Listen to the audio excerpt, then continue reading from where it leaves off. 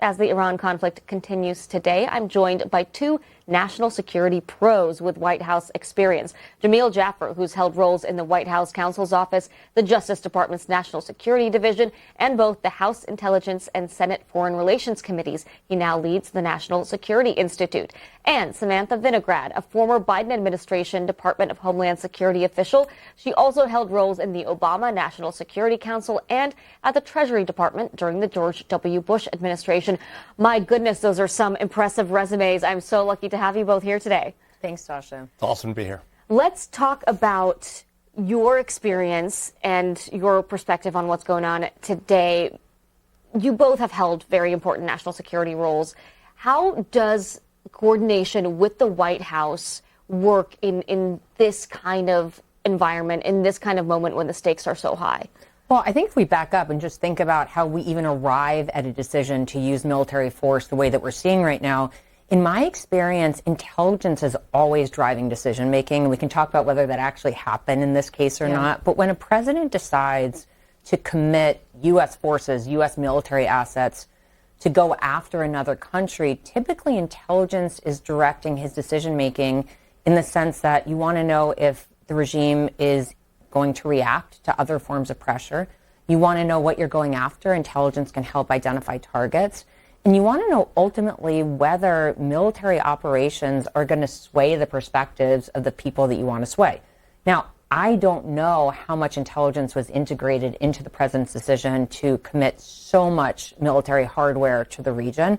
And I don't know if intelligence is driving decisions on whether to send additional military forces to the Middle East or not, or whether intelligence is driving how diplomacy is playing out. We know that there might be a series of meetings that could take place if the right folks agree to sit down at the negotiating table. So intelligence has been a common thread through the negotiations I've been involved in, and I'm just wondering if that's in play here. Yeah, Jamil, talk about once you do make this sort of decision as the commander-in-chief, what are the conversations that the president is having with various agency heads in a time like this? Well, look, obviously the president wants to know how effective is my use of force going to be? How effective is it being right now? What more do I need to do? Are we protected in the homeland? Are we safe here? What are the threats to our allies and Americans abroad? And so the president's trying to understand the entire dynamic of the situation. What more do I need to achieve on the battlefield? What more do I need to achieve in negotiations? And what do I need to do to keep people safe in the military, in the theater of war, as well as here at home and Americans all around the world? This week, the U.S. reportedly sent Iran a 15-point ceasefire plan, but it didn't necessarily go over well. CNBC summed it up like this: Iran rejects U.S. ceasefire offer, demands sovereignty over the Strait of Hormuz. I mean, there's a lot of noise going on right now, but the sides do seem pretty far apart. How do these negotiations work? What is your expectation in the next steps in the process here?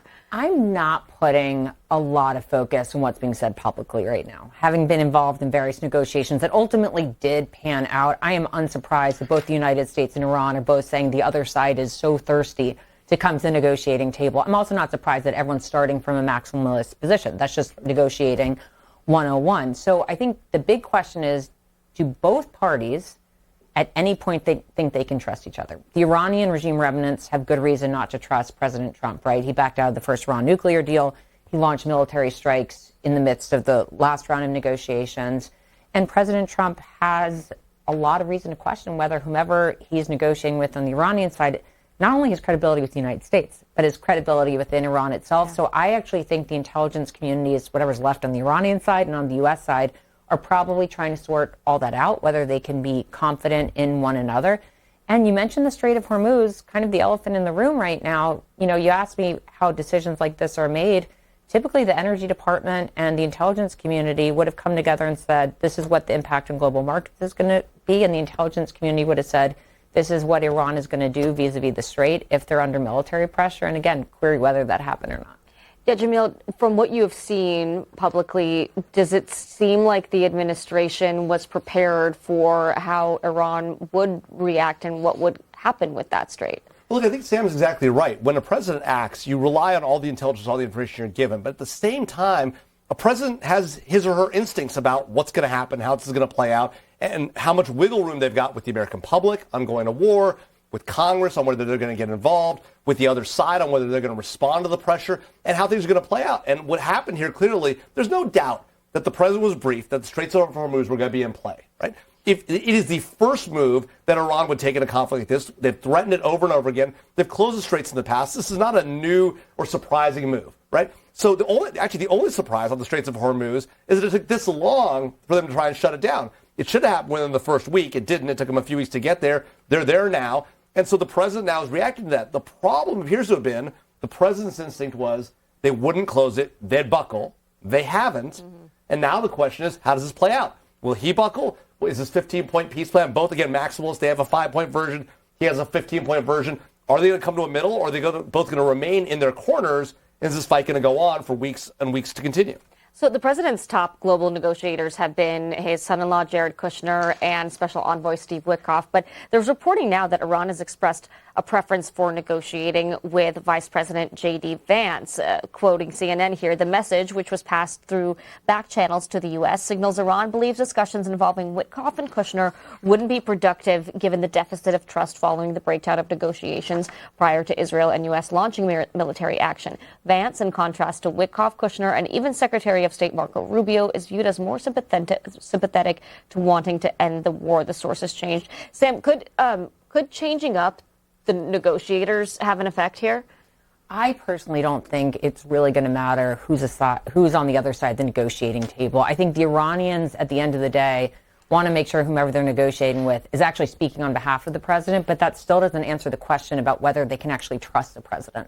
And so we may see J.D. Vance go to sit with the Iranians if the Pakistanis, reportedly serving as a mediator, can make something happen. But that still doesn't answer the question as to whether they can trust President Trump. At the beginning of this, the U.S. sort of touched gloves with Israel and said, we're doing this together.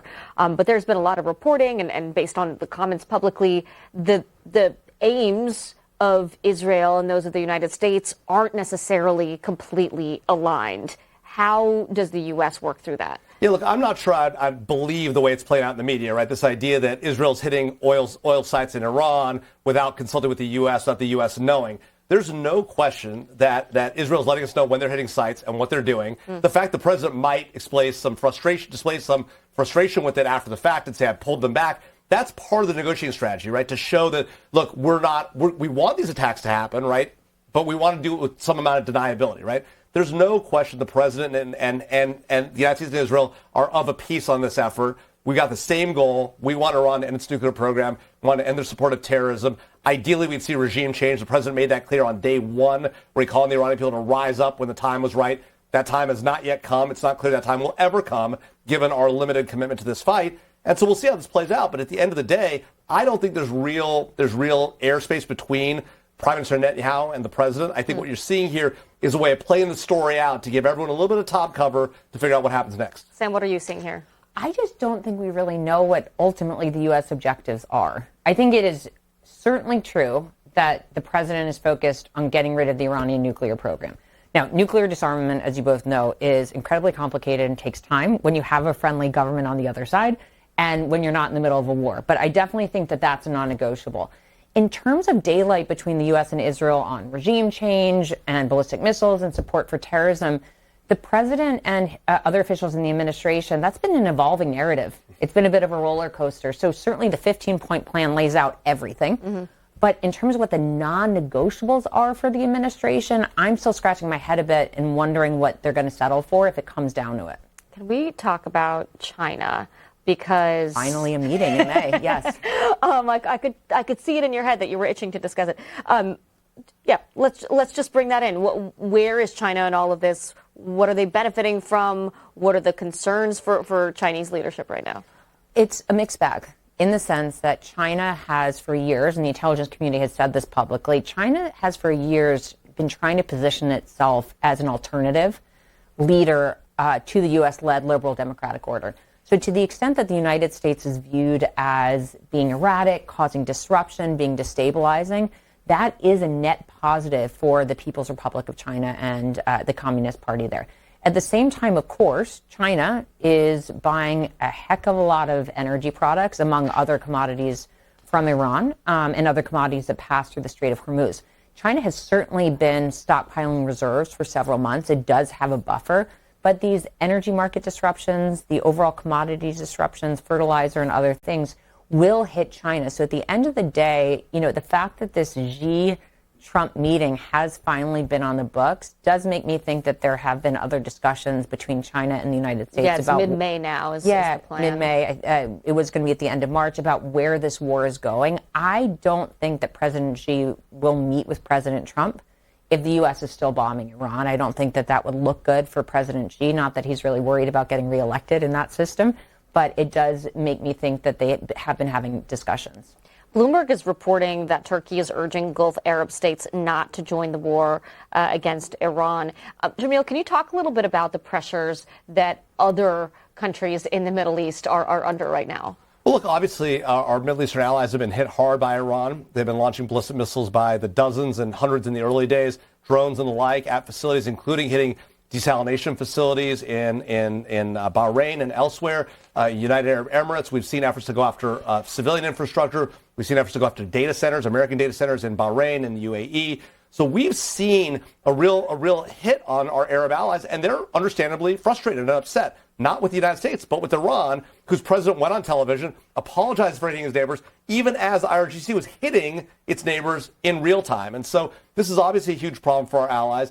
The idea that Turkey, a NATO ally, is going around telling people not to get involved in this war on our side of the war is a concerning and troubling fact. I mean, Turkey's an interesting country in NATO. They bought Russian S-400s. Interesting is being kind. No, that's right. I mean, look, it's not a great place to be. This is a NATO ally. Notionally, we have air bases in Turkey, and yet they're buying Russian S-400s. They're working against our allies, the Kurds. I mean, it's a very difficult relationship. And President Trump has sought to make a better relationship with President Erdogan. Going around and telling our allies to not get in this fight with us is not going to do President Erdogan any favors with this administration, particularly when our Arab allies are the ones that are getting hit.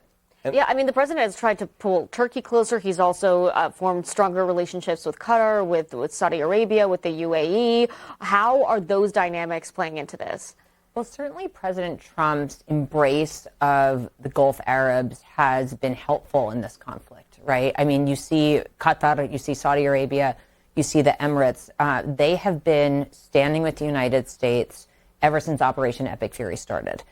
Over the course of the past few weeks, their public statements, not to mention what's happened privately, have become increasingly focused on the right to self-defense and hinting, not so subtly, at the fact that they might interpret self-defense much more broadly than others if they continue to be hit. And so I do think that President Trump's strong relationships with those countries has been helpful as part of Operation Epic Fury. And what I'm waiting to see is whether these countries actually start committing military assets to proactively defend themselves versus just responding to incoming fire. And what will that mean? There's a lot of hypotheticals here, but if you want to interpret self-defense much more broadly, you start launching more offensive operations, providing intelligence and the like to help identify, for example, other Iranian, missile sites that might still be there, and even just providing intelligence for U.S. targeting could be a much broader interpretation of self-defense versus just shooting down drones and missiles that are coming into their airspace. There's rhetoric, and then there's the actual reality of what actions are being taken, right? And the president has been saying he's winding things down and he's negotiating. At the same time, we are seeing more troops move into the region. Just based on, forgetting the rhetoric, based on what you are seeing happen in the region, are we closer to the end or are we ramping up? Well, look, it's hard to know because the question is, why are these two Marine Expeditionary Units going to the theater? Why is the 82nd Airborne being deployed? Is it a negotiating tactic to try and put pressure on Iran and say, look, if you don't get with the program and negotiate a deal, we're going to take Karg Island, we're going to go after Bandar Abbas, we're going to reopen the Straits of Hormuz ourselves, we're going to start escorting ships through? Or is that the plan, right? And so we've got a Marine Expeditionary Unit coming over from Okinawa. That'll be there soon, about 2,200 Marines. Another 2,200 coming from California on the Boxer. That's going to take a little while to get there. And then you've got the 82nd Airborne showing up. This is a lot of firepower and a lot of potential boots on the ground. The president said no boots on the ground. Well, we might see that. And then you've got Secretary Rubio saying somebody's got to go into the ground to get that highly enriched uranium, 60%, 440 kilograms in Iran. Well, who's that going to be? Are we going to deploy American troops in Iran? That seems unlikely. Are the Israelis going to go in? Where are they going to get it from? It's in these, allegedly in these tunnels, buried under rubble, if you believe the Iranian foreign minister. You got to believe that the Iranians have highly enriched uranium. Their centrifuge capability isn't completely gone either. Where are those facilities? Are they still covert? Are they under Pickaxe Mountain near Natanz? We don't know for sure. Those sites may be a problem as well. Yeah, Sam, you've been in these rooms when these conversations about military strategy are happening. What are you seeing? How are you reading these signals? I'm strongly against U.S. boots on the ground in Iran, to be clear. But I think generally speaking, it is smart strategy to really have all options on the table. So when engaging in diplomacy, and if you're unsure that it's going to lead anywhere, having the military option fully ready to go if diplomacy fails is smart. And so it's not unusual to be pursuing both lines of effort at once. I do think that you raise an important point, which is the Iranians have every reason to believe that these negotiations are just to buy time for the additional military assets to arrive in theater. We saw this play out in January and February, right? Steve Witkoff and Jared Kushner were negotiating with the Iranians while the additional carrier strike groups, as well as other assets, were moving to the region. So I do think the Iranians are very suspicious of the motives here behind negotiations, and that's going to present a lot of challenges. Former Secretary of Defense during the first Trump administration, General Jim Mattis, weighed in on the Iran war this week. Listen. I think that what we're seeing is a situation where targetry never makes up for a lack of strategy. And by that I mean 15,000 targets have been hit. There have been significant military successes, but they are not matched by strategic outcomes. Now, some of the strategic outcomes early on, unconditional surrender, regime change, we're going to dictate who the next supreme leader is. Those were clearly nonsense. Those were delusional. I mean, you two, as the experts, do you see a clear strategy here? No, I think that's what we were just talking about. It's unclear whether this was regime change. It's unclear whether this was about the nuclear program, the ballistic missile program, stopping support for terrorism. And the lack of that strategy is lending itself to a situation where we could keep blowing stuff up in Iran for months to come, and the strait could stay closed for months to come. And so it's not a lack of military targeting or military hardware. It's knowing what it's going to take to achieve an objective. And just based on what we've heard publicly, we still don't know what that is.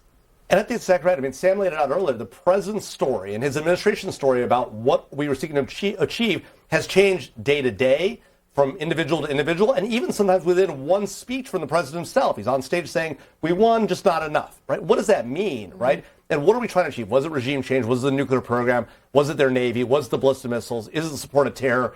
Is it all those things, right? And if you don't know what your goal is, or if you don't publicly explain what your goal is, and then you don't achieve it, or you only get partway there, it looks like you might have lost, even though you've actually achieved significant success on the battlefield. And the military has done it. The military and intelligence community has done a phenomenal job here, right? I mean, this is an, no pun intended, epic operation, and hats off to them. But we could keep at this for a long time if we're not very clear on what we want to achieve. That's going to cost money, and it could cost more lives. You both also have extensive Homeland Security experience. If you were in the White House right now, how concerned would you be about threats here at home? Threats from the Iranian regime have kept me up at night for a very long time. And certainly Iran has evolved its tactics. It has relied on proxies. It has relied on sleeper cells of individuals that it's, fostered here. Right now, what I'm actually really concerned about is their ability to inspire individuals to action here in the homeland and against Americans traveling overseas.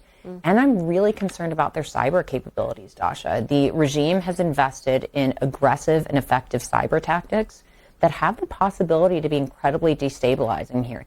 They haven't flipped the switch yet, as far as we know. At the same time, the U.S. government has been working to counter Iranian threats for 47 years. We're quite good at it, but I'm worried about it. Jamil? Yeah, look, I think they have capabilities here in the homeland. I think they have capabilities in Europe, particularly with Lebanese Hezbollah, to actually effectuate operations. The Hezbollah leadership has suffered significantly under Israeli pressure for the last year or two since we started bombing Iran, since they started the post-October 7th operations. I think that's hampered Hezbollah's ability to operate, but they have capabilities here in the United States. It's very concerning to me. I do worry about the Iran decision to move forward with their proxies to unleash them here in the homeland and abroad against American targets. And Sam is exactly right. Their cyber capabilities are there. Since 2015, Iran was the first country in the world followed shortly by North Korea, to attack America in the cyber domain and create destructive effects on American infrastructure, against American companies. So we know they've had the capability for a long time. They have less good access than do the Russians or the Chinese, but an increased willingness to use it. Why they haven't done it thus far at scale, it's unclear. We'll see what happens over the next few weeks and months, but that's what I'd be looking at. I think terrorism and cyber are exactly the right things. All right, let's take a pivot to something a little bit different.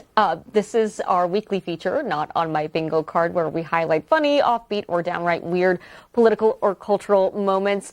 You guys may have seen a little bit of this. First Lady Melania Trump held a summit at the White House focused on the development of educational technologies for children. The First Lady was accompanied by an AI-powered humanoid named Figure 3, who gave the opening remarks. Take a listen. Thank you, First Lady Melania Trump, for inviting me to the White House. It is an honor to be at Fostering the Future Together's Global Coalition inaugural meeting. I'm Figure 3, a humanoid built in the United States of America.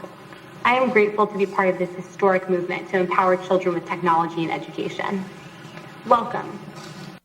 Okay, if I was a kid, I might have some nightmares after that, but who did the runway walk better, Melania or Figure 3? I'm with Figure 3. I'm going to go with Melania. I mean, come on. That was honestly was not on my bingo card this week. Melania in a runway walk off with an AI robot. That is all the time we have. Thank you both so much. Jamil, Jaffer, former Associate Counsel to the President, and Sam Vinograd, former Assistant Secretary for Counterterrorism and Threat Prevention at the Department of Homeland Security. Thank you both. Really appreciate your time. Thanks, Dasha.